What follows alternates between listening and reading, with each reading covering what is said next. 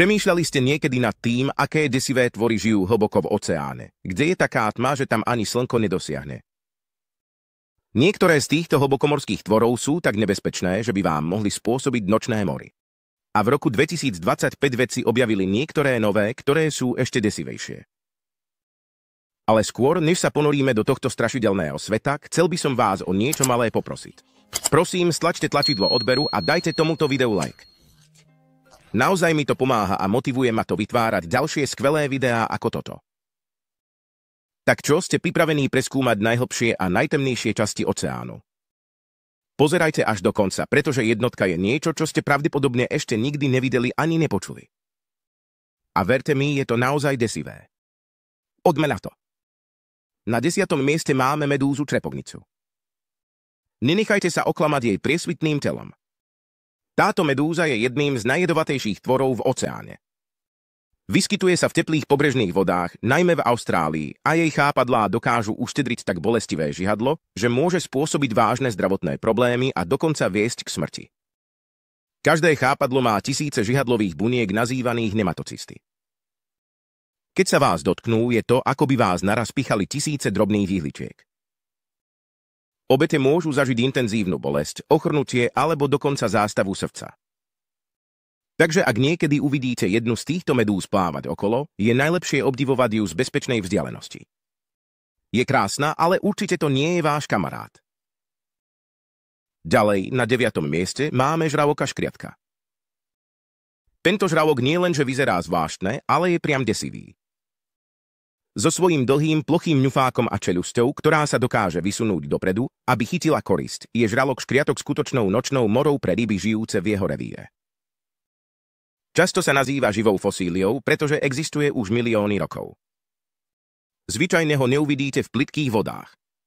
Uprednostňuje hlboké more, kde sa skrýva v hĺbkach 100 metrov a viac. Žralok škriatok sa živí najmä rybami, sépiami a kôrovcami. Aj keď nie je nebezpečný pre ľudí, jeho vzhľad môže určite niekoho poriadne vystrašiť. Stačí sa pozrieť na tie zuby. Na 8. mieste sa umiestnila ryba fugu, teda ryba nafukovačka. Tento malý chlapík má tajnú zbraň. Keď sa cíti ohrozený, dokáže sa nafúknuť ako balón. Ale to nie je všetko. Je to tiež jedno z najjedovatejších zvierat na svete. Jed, ktorý obsahuje, nazývaný tetrodotoxín, sa nachádza v jeho koži, pečení a dokonca aj v ikrách. Jedna ryba fugu môže obsahovať toľko jedu, že by zabila niekoľko ľudí. V Japonsku majú delikatesu nazývanú fugu, ktorá sa pripravuje z ryby nafukovačky, ale bezpečne ju dokážu pripraviť len špeciálne vyškolení kuchári. Jeden nesprávny rez môže viesť k ochornutiu a smrti. Takže aj keď ryba nafukovačka vyzerá roztomilo, určite to nie je niekto, s kým by ste chceli riskovať. Na 7. mieste máme kužeľovku. Nenechajte sa oklamať jej peknou ulitou. Tento tvor je vyzbrojený jedovatým harpúnovým ostňom. Keď loví, vystrelí toxický proteín nazývaný konotoxín, ktorý dokáže paralyzovať svoju korisť v priebehu niekoľkých sekúnd. Obeťou bodnutia tejto slimáky sa stali aj ľudia. Jed je dostatočne silný na to, aby spôsobil ochrnutie a ak sa rýchlo nelieči, môže viesť až k smrti. Ešte desivejšie je, že na jed kužeľovky neexistuje žiadne protied, čo z nej robí jedného z najnebezpečnejších tvorov v oceáne. Takže aj keď by ste si možno chceli jednu z týchto krásnych ulít odniesť domov, pamätajte, že je najlepšie nechať slimáka tam, kam patrí vo vode. Na 6. mieste je muréna. So svojím dlhým, hadovitým telom a ostrými zubami je táto úhorovitá ryba obávaným predátorom hobín. Murény často nájdete ukryté v koralových útesoch alebo skalných štrbinách, kde číhajú na svoju ďalšiu korisť. Sú známe svojím agresívnym správaním pri obrane svojho územia. Ak sa priblížite príliš blízko, neváhajú uhryznúť. Ich uhryznutie môže byť krvavé a hoci nie sú jedovaté, ak sa rany neošetria, môžu sa ľahko infikovať. Takže ak sa potápate v tropických vodách a uvidíte jednu, ako vykúka, radšej si držte odstup a nesnažte sa ju pohľadkať. Nie je to žiadne priateľské morské šteniatko. Na 5. mieste je chobotnica modrokrúžková, jeden z najkrajších, no zároveň najnebezpečnejších tvorov oceánu. Táto drobná chobotnica, veľká asi ako golfová loptička, je nabitá jedom, ktorý dokáže zabiť človeka v priebehu niekoľkých minút. Keď sa cíti ohrozená, ukazuje svoje jasné modré krúžky ako varovný signál. Nenechajte sa však oklamať, stále je veľmi nebezpečná. Jej jed obsahuje toxíny, ktoré môžu ochromiť celé telo, vrátane dýchacích svalov. Aj keď neexistuje známy protied, pri okamžitom lekárskom zásahu je šanca na zotavenie. Takže ak ju uvidíte vo voľnej prírode, obdivujte ju z bezpečnej vzdialenosti a nesnažte sa jej dotýkať. Na 4. mieste máme upírskeho kalmára. Tento tvor vyzerá, ako by vyšiel priamo z hororu s červenými očami a plášťovitou blanou, ktorá spája jeho ramená. Napriek svojmu menu sa upírsky kalmár v skutočnosti neživí krvou. Namiesto toho prežíva konzumovaním rozkladajúcej sa organickej hmoty na dne oceánu. Aj keď nie je zákerný, dokáže sa brániť bioluminiscenčnými efektmi, ktorými metie potenciálnych predátorov.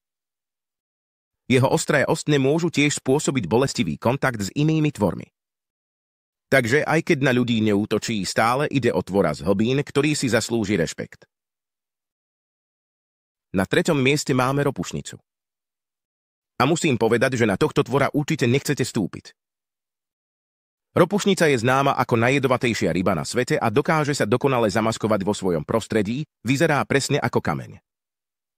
Keď na ňu niekto stúpi, použije svoje jedovaté ostne na silné bodnutie, ktoré môže spôsobiť neznesiteľnú bolesť, opuch a dokonca aj zlyhanie srdca. Našťastie existuje protied, no bolesť je aj tak veľmi intenzívna. Vždy sa pozerajte, kam v plytkej vode stúpate. Nikdy neviete, čo sa môže skrývať pod hladinou. Na 2. mieste máme veľkého bieleho žraloka. Často nazývaný čiernou mambou oceánu, tento predátor je zároveň obávaný aj rešpektovaný. Veľký biely žralok dorastá až do dĺžky 6 metrov a patrí medzi najvyšších predátorov oceánu. Je známy svojou silou, rýchlosťou a ostrými zubami ako britva. Aj keď útoky na ľudí sú zriedkavé, keď k ním dôjde, môžu byť smrteľné. Veľký biely žralok je však nevyhnutnou súčasťou morského ekosystému, pretože pomáha udržiavať rovnováhu populácií morských živočíchov. Pamätajte, že keď ste v oceáne, vstupujete na ich územie, preto buďte vždy opatrní. Predtým, než prejdeme na 1. miesto, chcem vám pripomenúť, že ak ste ešte nestlačili tlačidlo odberu, teraz je ten správny čas prihlásiť sa na odber. A nakoniec na 1. mieste máme obrovskú chobotnicu. Tento obor hlbokého mora je už dlho predmetom legend, a to z dobrého dôvodu. Dorastá až do dĺžky 13 metrov a je známy svojimi veľkými očami a obrovskými chápadlami, ktoré sú vybavené silnými prísavkami. Obrovská chobotnica môže byť veľmi agresívna a je známe, že dokáže uloviť korisť oveľa väčšiu, než je ona sama. Hoci stretnutia s ľuďmi sú zriedkavé, už len predstava takejto masívnej bytosti číhajúcej v hlbinách vám určite naháňa zimomriavky. Vedci stále objavujú nové informácie o tomto záhadnom tvore, no jedno je isté, v oceáne si zaslúži rešpekt. Fúha to bola poriadna jazda cez najdesivejšie časti oceánu. Od žralokov s vystreľovacími čeľusťami cez priesvitné hlavy až po obrovské chobotnice s hákmi hlboké more je plné strašidelných a nebezpečných tvorov, ktoré sa stále objavujú. Dúfam, že sa vám toto video páčilo a dozvedeli ste sa niečo nové o hlbokomorských tvoroch. Ktorý z nich vám pripadal najdesivejší? Dajte mi vedieť v komentároch. A ak sa vám toto video páčilo, nezabudnite kliknúť na odber, dať mu palec hore a zdieľať ho s priateľmi, ktorí milujú záhady oceánu.